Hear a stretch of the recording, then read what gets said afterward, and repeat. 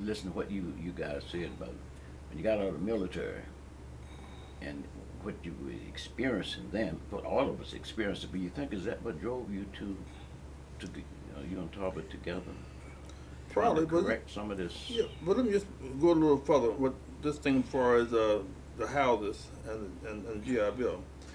This was in the 50s, but back in the 70s, Talbot, if you recall, we learned about the Farmers Home Administration loans to people with low Right. income. Yeah.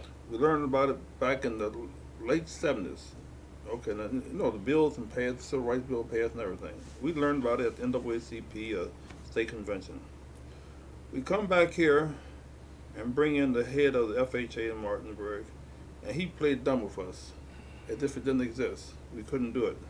And we had to more or less let him know that it did exist. We found out that the white population was getting these loans left and right. And the result is that we had to put pressure on the Farmers Home Administration to begin to give these loans out. And as a result, I guess about maybe 50 or 60 people got these loans now. Yeah. At least.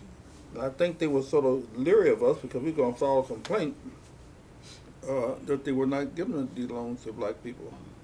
But, you know, you'd be surprised if people got these loans. As a matter of fact, they would even bend over backwards because I think they were afraid of us because of if your credit was bad right now, you go back in 6 months, they'll tell you how to fix it up so you can get it. And I don't think anyone has really defaulted on a loan.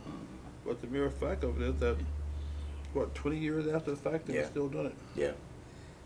But I think the whole thing about getting civil rights, uh, when I came back in '54, I could see nothing had changed.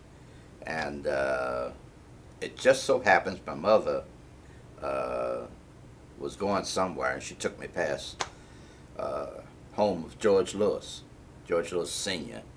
And at that time he was, I think, had been down at Store College in a staff position.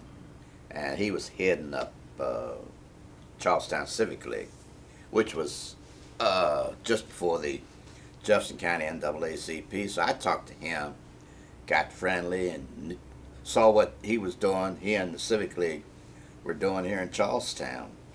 So I joined them. This was in 1958, right after college, and I joined them and saw what they were doing. They had a little newspaper.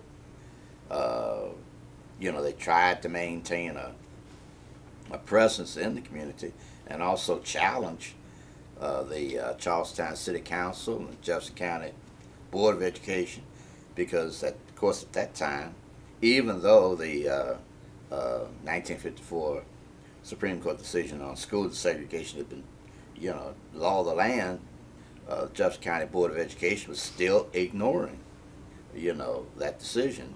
So we used to go to Charlestown City Council, specifically about, housing conditions here in Jefferson County for blacks. Also about the law enforcement, because at that time there was a whole lot of abuse of blacks by law enforcement officers, and they didn't pay any attention to us. And when we went to City Council, I mean, they just sat there and ignored you, and sometimes the council members be very, very upset with us. But we were there for, very, very specific purposes, and they didn't like that. We go to the Board of Education meetings, and they acted as if, that Supreme Court decision didn't affect Jefferson County. So I don't know how many times we were going down to Charlestown City Council and to the Board of Education on education issues. And so I think that pushed me more and more towards civil rights in other areas. But it wasn't a very, very pleasant time. And a lot of the black folks, of course, didn't understand, what we were doing. Because, we all know that growing up here in Charlestown, the only connection to the outside world was through newspapers. You didn't have that much connection with NAACP. The only thing you could do would be to read about the NAACP, read about these lynchings and beatings and everything, about what was going on in Washington, D.C., even though that was a segregated city Mm-hmm.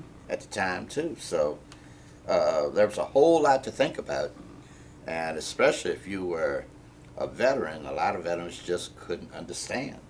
A lot of the World War II veterans couldn't understand what was going on. So uh, what had happened, in Cincinnati or Pittsburgh, Richmond, was all happening right here in Jefferson County.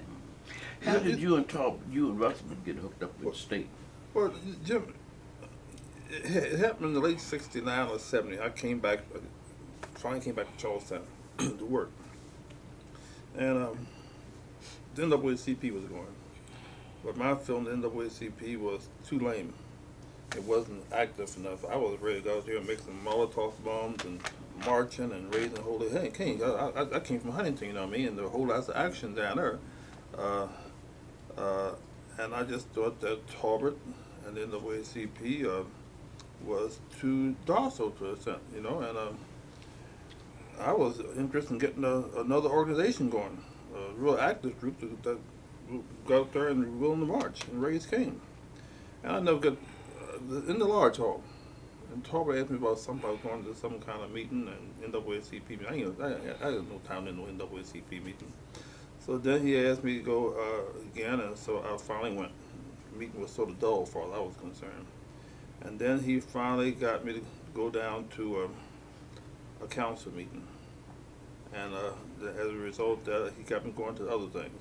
Then he took me over one early morning, cold December, carried me over to Shepherdstown because they had a march over there. Now I like that. There's a march over there, and Bishop Hunter, Charlie Hunter, had a bunch of young kids out there marching in front of the gas station. Gas station, right? Gas station. And then I decided, maybe something is really taking place here. So then I joined the NAACP, and that's how I got started. But I will say, in all fairness, the NAACP has been got more accomplished. Now, all the stuff I did in Huntington as far as marching and raising Cain didn't get nowhere near as much accomplished as the NAACP did. They used the, approach of going to court and also using the law and on their side. So they were much more active. Yeah, I mean, got a whole lot more accomplished. You were at that age where you want to get into some action. Talbot kind of slowed you down there because Talbot's cool. See, he thought the thing. He come from Dogtown, so maybe they had something to do.